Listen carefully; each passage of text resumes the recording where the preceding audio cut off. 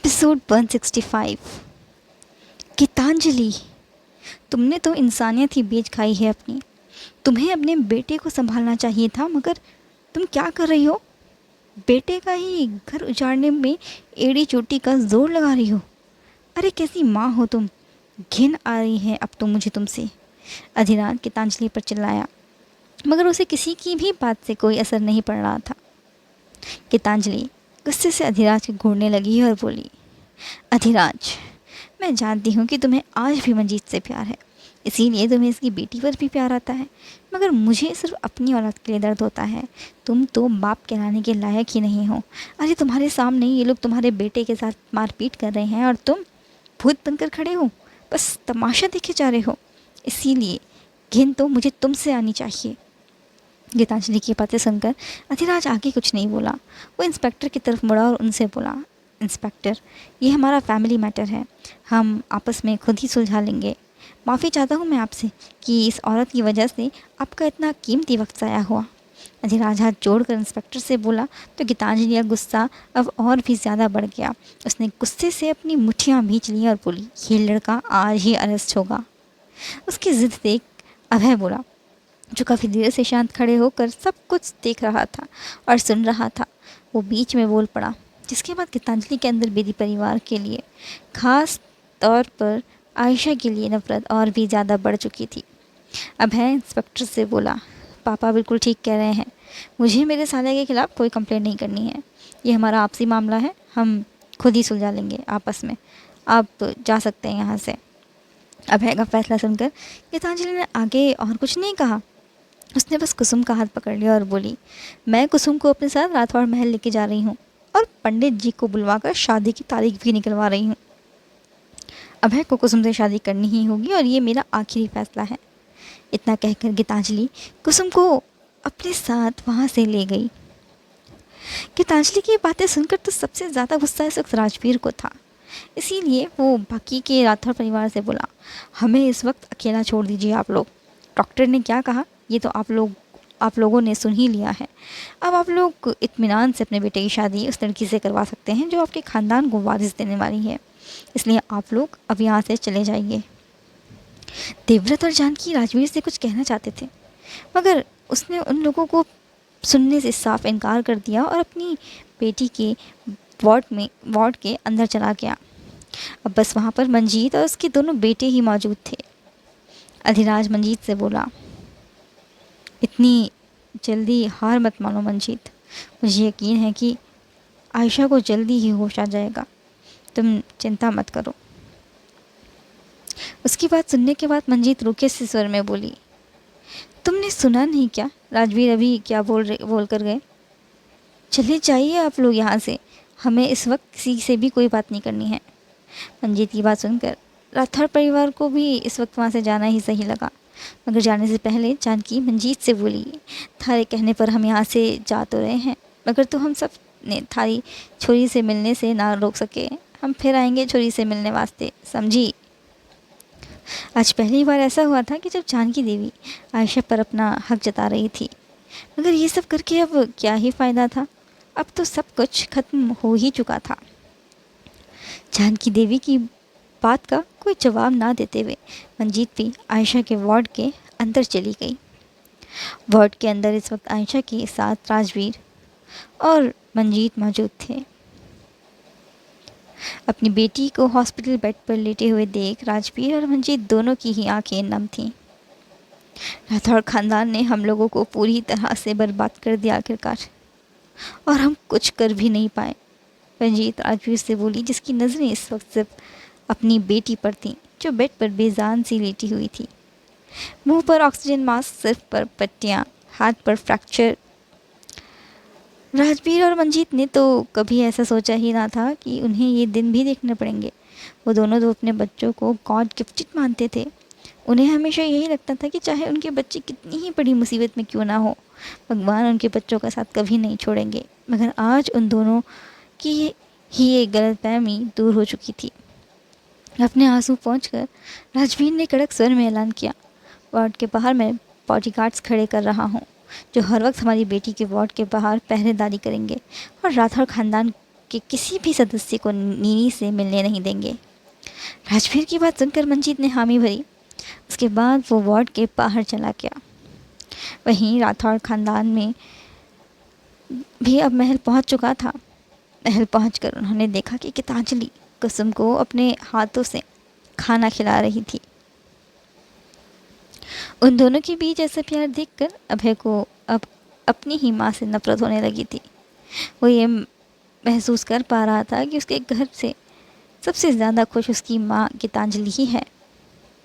अभय को ये भी महसूस हो रहा था कि जितना प्यार गीतांजलि बचपन से कुसुम और गायत्री पर लुटाया करती थी, उससे कई ज़्यादा नफरत वो बेटी सिस्टर्स से किया करती थी। उन दोनों को इग्नोर करके अभय सीढ़ियों की तरफ बढ़ा। तभी गीतांजलि ने कहा, पंडित जी से बात हो गई है मेरी, 2 दिन बाद का शुभ मुहूर्त है। अब सब लोग जल्दी से तैयारियां शुरू कर दीजिए। गीतांजलि का ऐलान सुनते ही देवव्रत बीच में बोलने को हुए, मगर तभी जानकी देवी ने उनका हाथ पकड़ लिया और आंखों से ना का इशारा किया। जानकी देवी ने गीतांजलि से आज ऐसी कड़वी बात बोल दी जिसके बाद उसके हाथ से खाने की प्लेट नीचे गिर गई।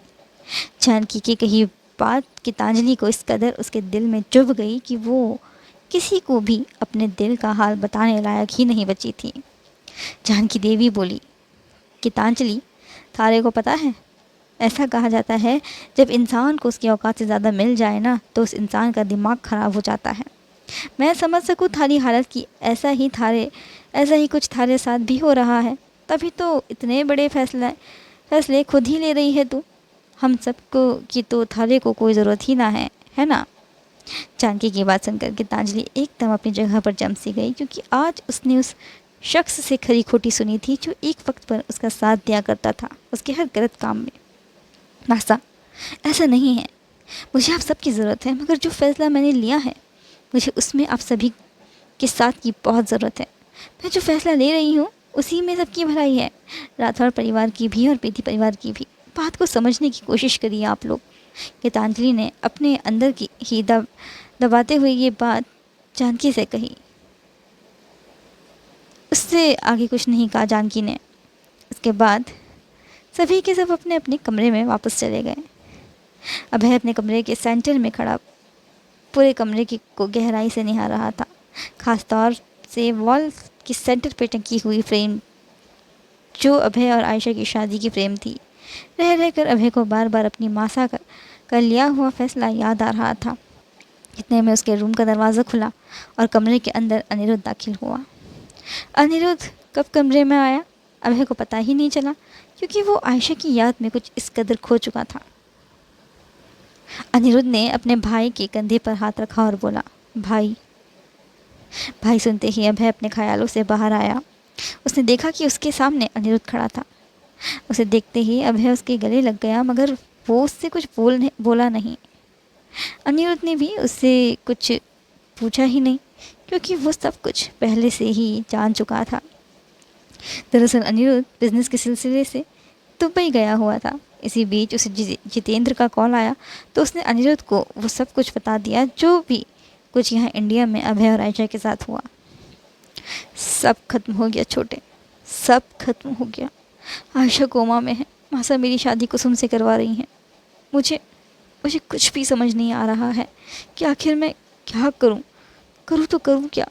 अभय अनिरुद्ध से बोला तो अनिरुद्ध ने उससे कहा, भाई, क्या ये बात सच है कि कुसुम आपके बच्चे की माँ बनने वाली है? मुझे नहीं पता, मेरा दिल नहीं मानता, अभय ने साफ जवाब दिया। खैर ये बात तो अनिरुद्ध का दिल भी मानने को तैयार नहीं था, मगर कुसुम जैसी सीधी सादी लड़की इतनी बड़ी बात यूं ही झूठ भी तो नहीं बोल सकती थी ना।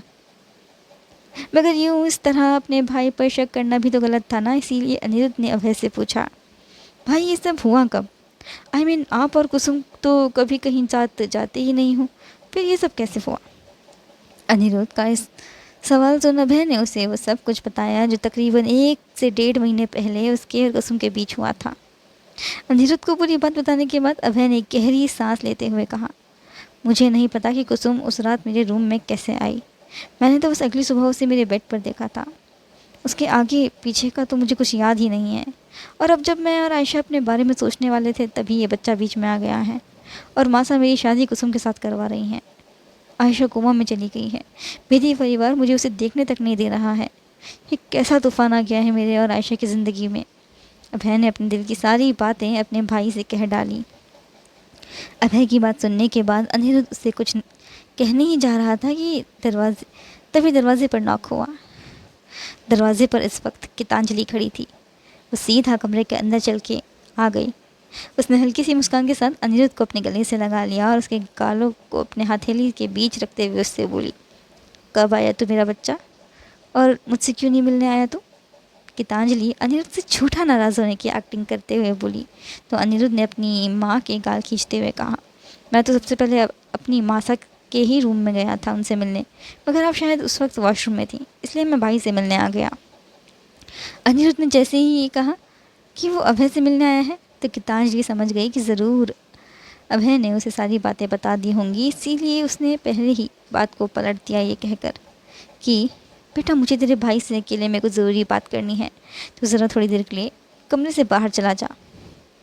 अपनी माँ के ऑर्डर को फॉलो करते हुए अनिरुद्ध कमरे से बाहर चला गया। उसके जाते ही गीतांजलि ने कमरे के दरवाजे को अंदर से लॉक कर दिया और अभय के पास गई। 2 दिन बाद तेरी और कुसुम की शादी है। मुझे तेरी ना नहीं सुननी है। अगर तूने ना करी तो अंजाम बहुत बुरा होगा, इसलिए तू चुपचाप कुसुम से शादी कर ले। मैं आयशा को कुछ नहीं करूँगी, आई प्रॉमिस। बस तुझे कुसुम के साथ शादी करनी होगी। अगर तू अपना सारा ध्यान कुसुम और अपने बच्चे को छोड़कर उस लड़की आयशा पर लगाएगा तो अंजाम। इतना कहते हुए वो चुप हो गई, क्योंकि वह बड़ी बड़ी आंखों से अपनी माँ को ही घूरे जा रहा था। वहीं हॉस्पिटल में आयशा को होश आ चुका था। उसने जैसे ही अपनी आंखें खोली तो उसने देखा कि वो इस वक्त हॉस्पिटल के बेड पर है। उसके राइट हैंड पर ड्रिप लगी हुई है और मुंह पर ऑक्सीजन मास्क। अपने मुंह पर से मास्क हटाते हुए आयशा बड़ी ही मुश्किल के साथ बेड से नीचे उतरी, मगर वो अपने पैरों पर ठीक तरह से खड़ी नहीं हो पा रही थी। अचानक उसे उसके सिर पर काफ़ी तेज़ दर्द होने लगा। वो दर्द के कारण कराहने लगी। तभी उसे अभय का दिया हुआ वो धोखा याद आया। वो धोखा याद करते हुए आयशा की आंखों से आंसुओं की धारा बहने लगी। तुमने मुझे धोखा दिया, तुमने मेरे प्यार को थप्पड़ मारा। मैं तुम्हें छोड़ूंगी नहीं अभय सिंह राठौड़। आ रही हूँ मैं। मेरी एक एक बेइज्जती का मैं तुमसे सूद समेत बदला लूँगी। अगर मैं खुश नहीं रहूँगी तो मैं तुम्हें भी खुश नहीं रहने दूँगी। इतना बोलते ही आयशा झटके के साथ बेड से उठी, मगर फिर से उसके सिर, फ्रैक्चर हाथ और पैर पर बहुत तेज़ दर्द होने लगा। मगर अब तो उसे अभय के दिए हुए धोखे की वजह से जान आ गई थी। वो वापस बेड से उठी और हिम्मत करके दरवाजे की तरफ बढ़ी, मगर तभी उसे उसके हाथ में तेज़ दर्द हुआ, क्योंकि वो ये भूल गई थी कि उसके हाथ में इस वक्त ड्रिप लगी हुई थी और झटके के साथ खड़े होने के कारण उसके हाथ से वो ड्रिप निकल गई और अब उसके हाथ से हल्का सा खून निकलने लगा था। मगर अभय के दिए हुए धोखे के सामने तो आयशा को अपना दर्द बहुत ही छोटा महसूस हो रहा था। वो दरवाजे की तरफ बढ़ी तो वैसे ही दरवाज़ा खुल गया। सामने मंजीत और दीदा खड़े थे। आयशा को अपने सामने खड़े देख मंजीत और दीदा की आंखें नम हो गईं। उन दोनों ने कस के उसे अपने गले से लगा लिया। मेरी बच्ची को होश आ गया, मेरी बच्ची को होश आ गया। रब का शुक्र है मेरी बच्ची ठीक हो गई। मंजीत आयशा के माथे को चूमते हुए बोली और दीदा ने भी उसकी बात पर हामी भरी। मम्मी, दीदा, आई एम सॉरी। इतना कहकर आयशा ने उन दोनों को साइड किया और वार्ड से बाहर निकल गई। दीवार के सहारे आयशा कॉरिडोर से गुजर रही थी। इतने में उसके पैर लड़खड़ा गए और वो नीचे गिरने को हुई, मगर तभी किसी ने उसे संभाल लिया। आयशा ने जब अपनी मुंडी ऊपर करी तो उसकी मुलाकात अनुभव से हुई। छुटकी, तुझे होश आ गया? थैंक गॉड, अनुभव ने उससे कहा, उसे अपने गले से लगाते हुए। अनुभव भैया, आयशा लड़खड़ाती हुई जुबान के साथ उससे बोली तो अनुभव उससे बोला, तू तू जा कहाँ रही है, ये बता मुझे। तेरी तो अभी तबीयत पूरी तरह से ठीक भी नहीं हुई है, फिर ऐसी हालत में तू कहाँ जा रही है?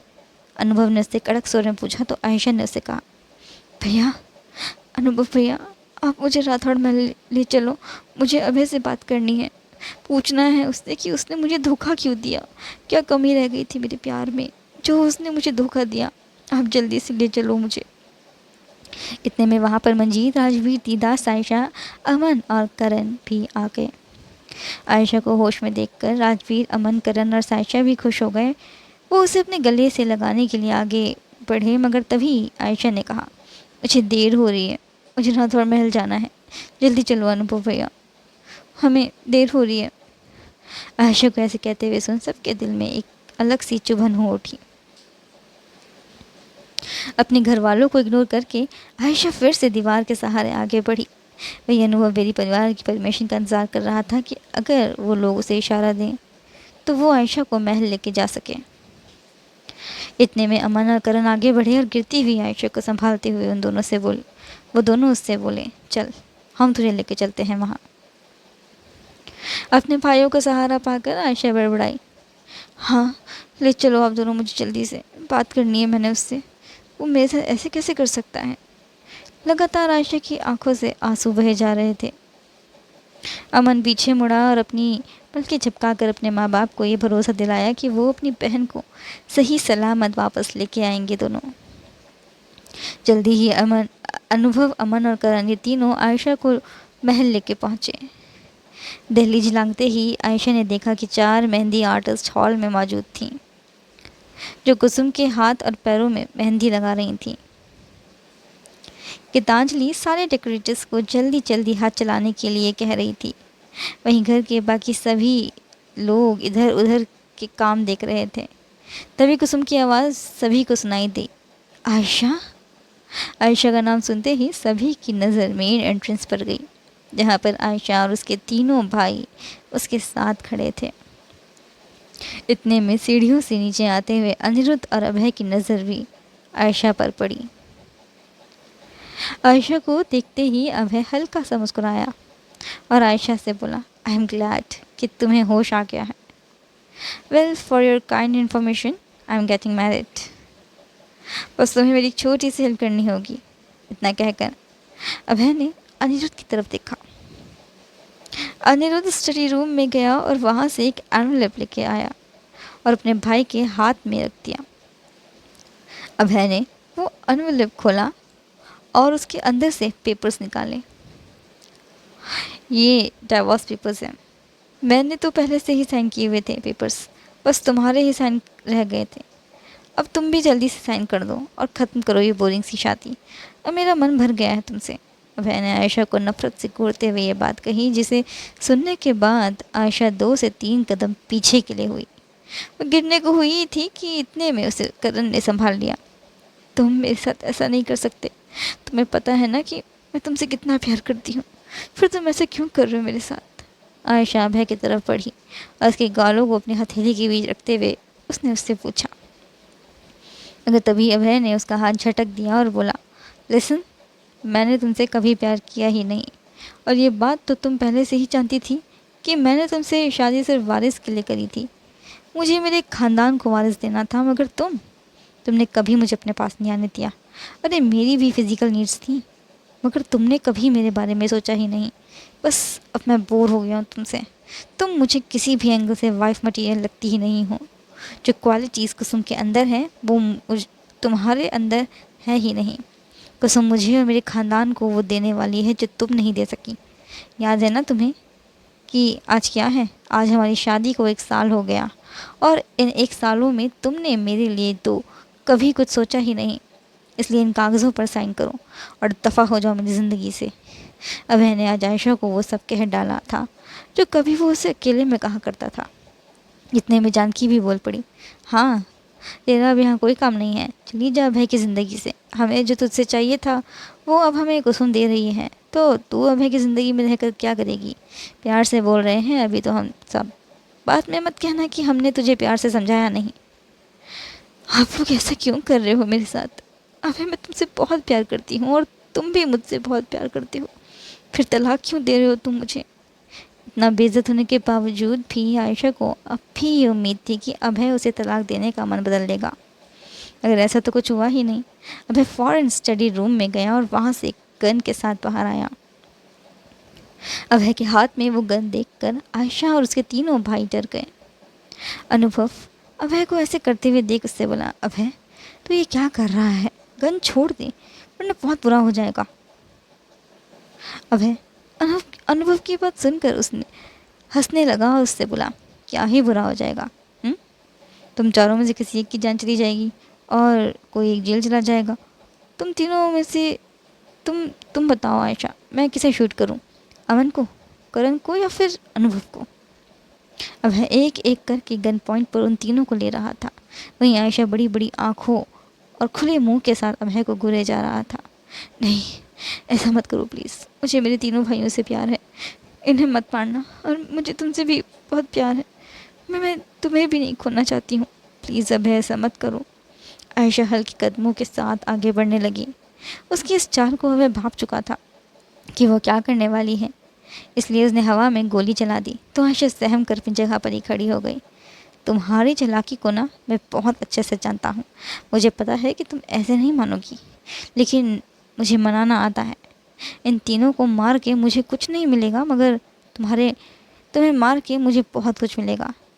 तुम्हारी जान लेने के बाद मैं पुलिस को यहाँ बुलाऊंगा और तुम्हारे भाई करण को पुलिस के हवाले कर दूंगा। इनफैक्ट ये काम तो मुझे हॉस्पिटल में ही कर देना चाहिए था, जब मेरी मासा ने तुम्हारे भाई को अरेस्ट करवाने के लिए पुलिस को बुलाया था।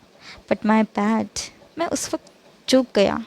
अभय जो कुछ भी आज कह रहा था, आयशा और उसके भाइयों को अपनी आंखों और कानों पर यकीन ही नहीं हो पा रहा था।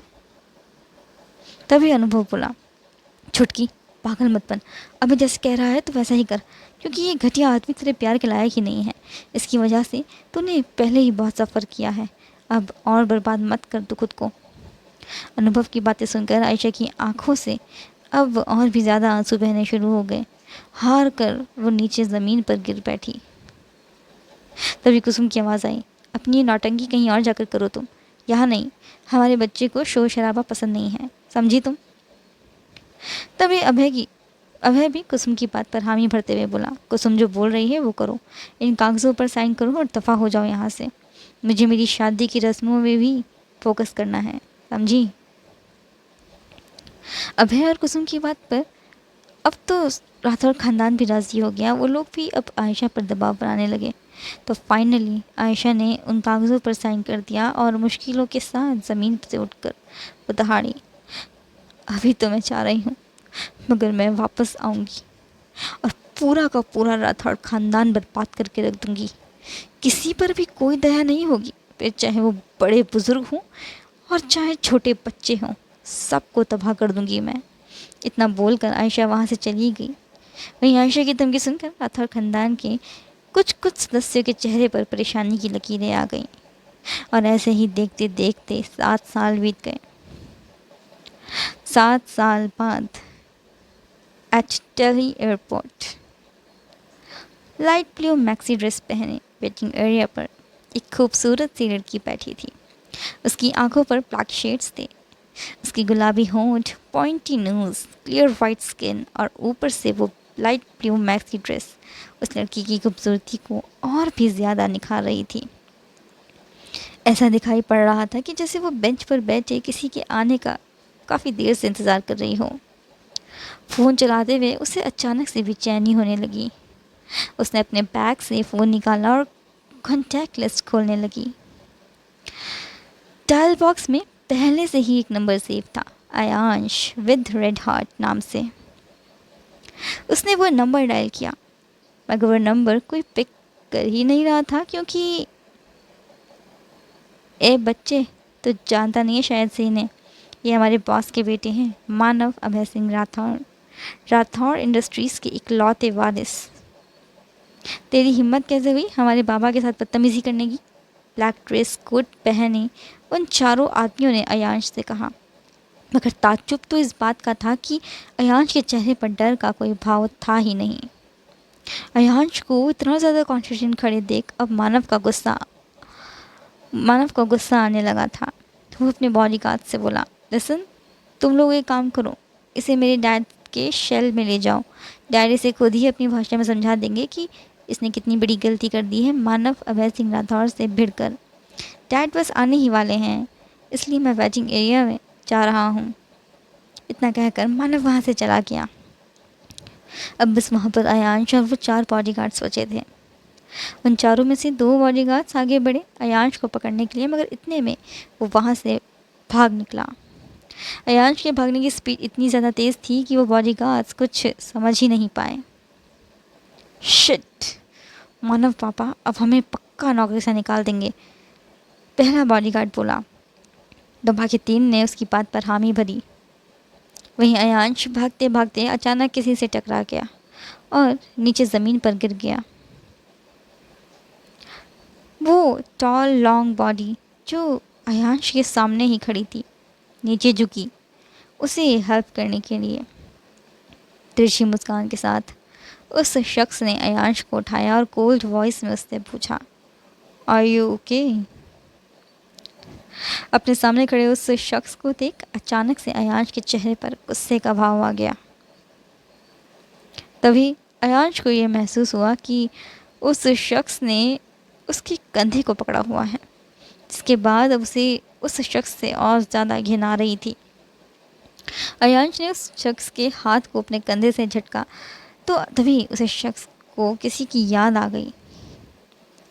You made me dirty, Ayansh बोला उस शख्स से जिसे सुनने के बाद वो शख्स अपने ख्यालों से बाहर आया।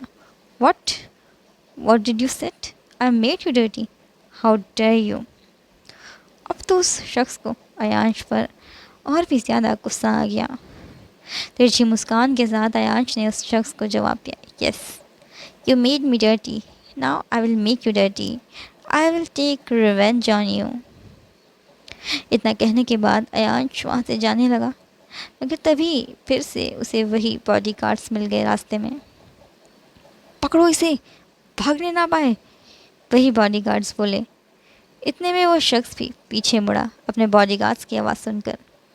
उसकी नज़र जैसे ही उन बॉडीगार्ड्स पर पड़ी तो वो समझ गया कि ये बच्चा वही है जिसने थोड़ी देर पहले मानव को धक्का देकर नीचे गिराया दिया था। वहीं अब तो अयांश भी समझ चुका था कि वो इस वक्त खाई और कुएं के बीच खड़ा है, इसलिए तुरंत उसने अपने दिमाग में कोई नई तरकीब सोची, वहाँ से बच के निकल के भागने की। अयांश एक टुक उन चारों बॉडीगार्ड्स को घूरने लगा। तभी उसने दूर से एक पुलिस वाले को आते हुए देखा। अचानक से वो ज़ोर ज़ोर से रोने लगा और अब धीरे धीरे वहाँ पर लोग भी इकट्ठा होने लगे थे। उन ब्लैक बॉडीगार्ड्स को यूँ इतने छोटे से बच्चे को घेरे हुए देख किसी को भी समझने में ये देरी नहीं लगी कि वो लोग मिलकर बच्चे को डरा रहे हैं। इतने में वहाँ पर वो पुलिस वाला भी आ गया तो वो बॉडीगार्ड्स पीछे हट गए। पुलिस वाले ने अयांश को शांत करवाते हुए उससे पूछा, क्या हुआ बेटा, आप रो क्यों रहे हो? क्या ये लोग आपको परेशान कर रहे हैं? और आपके पेरेंट्स कहाँ हैं? अयांश ने अपना रोना कंटिन्यू रखा और पुलिस वाले को जवाब दिया रोते हुए, अंकल, ये लोग मुझे किडनैप करना चाहते हैं, मैं यहाँ खो गया हूँ, मेरी मम्मी मुझे ढूंढ रही होंगी, आप प्लीज़ अनाउंसमेंट करवा दो ताकि मेरी मम्मी मुझ तक पहुँच सके। अयांश को जीतते हुए देख वो शख्स यानी कि अभय सिंह राठौड़ ये समझ चुका था कि ये बच्चा कोई नॉर्मल बच्चा नहीं है बल्कि टेढ़ी कीर है। अयांश की हरकतों को नोटिस करने के बाद अचानक से उसे आयशा याद आई। उसे ये महसूस होने लगा कि जैसे आयशा उसके आसपास ही है यहाँ मौजूद। वो पुलिस वाला अयांश को वहाँ से ले जाने लगा। तभी अभय ने उस पुलिस वाले को रोक दिया और बोला, इंस्पेक्टर दत्त, आप प्लीज़ मुझे महल आकर मिलें, मुझे बहुत ज़रूरी बात करनी है आपसे। इंस्पेक्टर दत्त ने अभय की बात पर अपना सिर हाँ में हिलाया और फिर वो अयांश को वहाँ से ले जाने लगा। चलते चलते अयांश पीछे मुड़ा। उसने अभय को देखा और एक तिरछी मुस्कान दी, जिसके बाद उसका खून खौल उठा। वहीं आयशा अभी भी वेटिंग एरिया पर बैठी अपने बेटे अयांश का वेट कर रही थी। इतने में कोई उसके बगल में आके बैठ गया। आयशा की फ्रेग्रेंस इतनी अट्रैक्टिव थी कि बगल में बैठा वो बच्चा उसकी तरफ खींचा चला जा रहा था। आयशा ने जैसे ही अपने बगल में बैठे उस बच्चे को देखा तो उसका चेहरा गुस्से से लाल हो गया, क्योंकि वो बच्चा कोई और नहीं बल्कि मानव था। मानव ने आयशा को स्माइल दी और उससे रिस्पेक्टफुली बोला, हेलो आंटी। तो आयशा ने भी उसे तिरछी स्माइल दी, कोल्ड वॉइस में उसे जवाब दिया, हेलो। आज के लिए बस इतना ही। अगर आपको आज का एपिसोड अच्छा लगा तो कमेंट करें, वीडियो को लाइक करें, शेयर करें और चैनल को सब्सक्राइब करना ना भूलें। Till then take care and bye bye.